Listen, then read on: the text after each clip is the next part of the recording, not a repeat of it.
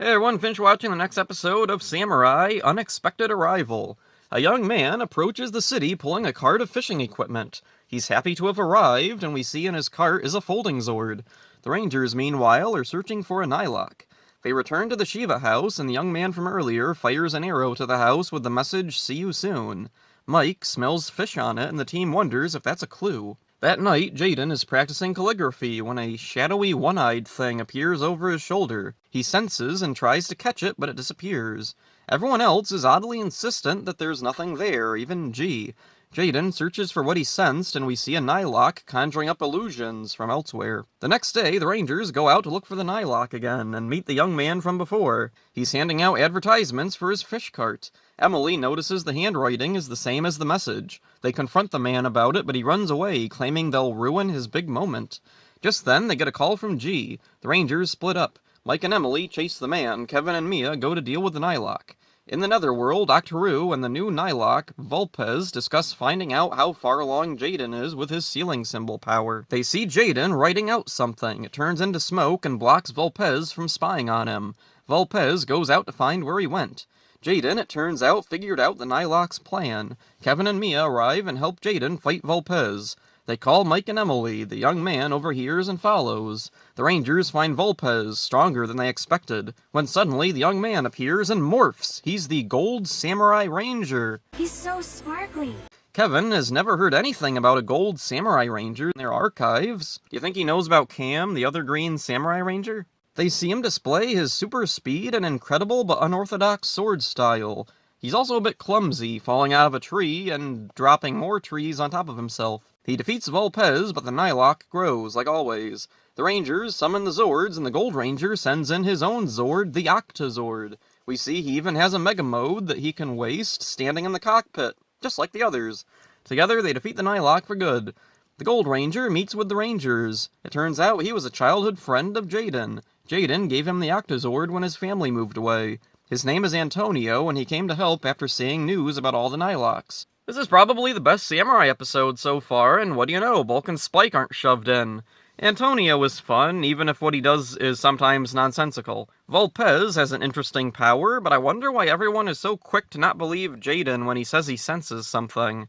I thought maybe it was a holdover from Shinkenger, but not really. When Takeru, their Red Ranger, senses something and no one else does, they still acknowledge that something weird is up.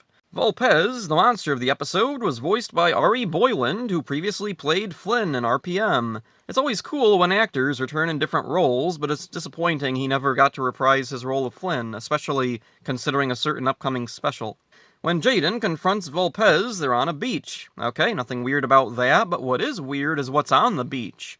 A Shinto shrine archway.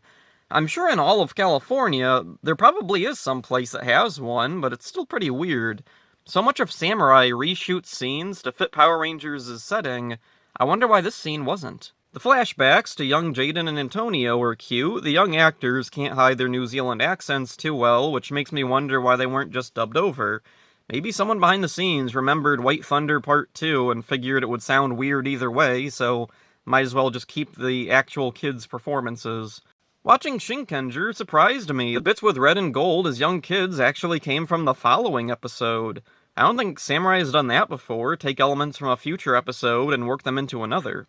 Speaking of Shinkenger, Samurai skipped over a couple episodes to get to the Gold Ranger's introduction. The first skipped episode is about a monster that pulls white balls out of its stomach and throws them at kids, which creates bizarre, faceless figures that their parents then see as their children.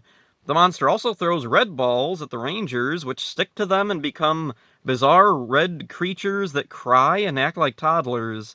And they also stay wrapped around the Rangers. This is definitely the weirdest Shinkenger episode so far, and usually I think even weird episodes can be adapted in one way or another. In this case, though, I can totally understand why this one was skipped. Even the pure Monster vs. Ranger footage has the monster pulling balls out of its stomach, which proceed to turn into the creepy crying red things. The human plot focuses on the female rangers, Mako and Kotoha. They take care of the kids whose parents have been separated from them by the monster. I understand completely why this one got skipped. It's not bad, though the crying kids and red creatures can get grating.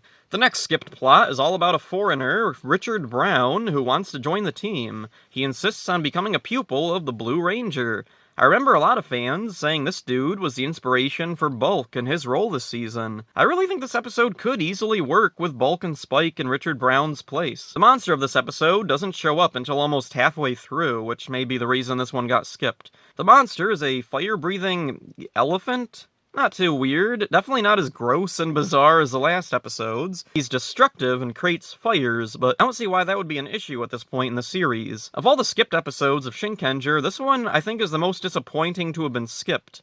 I guess the one awkward thing would be coming up with a reason for Bulk and Spike to leave the team at the end. Then again, why not keep them around? Maybe they could actually be competent fighters and stick around as allies. The next skipped plot is about a monster that can take the form of others, impersonating them and creating confusion. The Green Ranger, meanwhile, is trying to master a specific technique.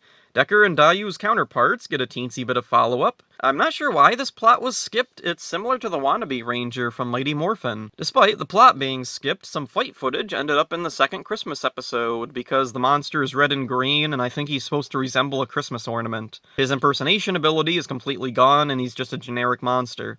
The next episode, before the Gold Ranger's introduction was initially skipped, but was adapted later in the Super Samurai episode Shell Game. I'll talk about that when I get to that episode. Antonio is now here. How will this affect the team? How did he get a Morpher? Jaden only gave him the Octazord. His Morpher is also different from the rest. He doesn't swipe it like a paintbrush, he pushes buttons like a phone. Does he have any powers we haven't seen yet? I'm looking forward to what happens. That's it for this one. Hope you enjoyed it. So yeah. Believe it, baby, I'm back! And I'm ready for some action.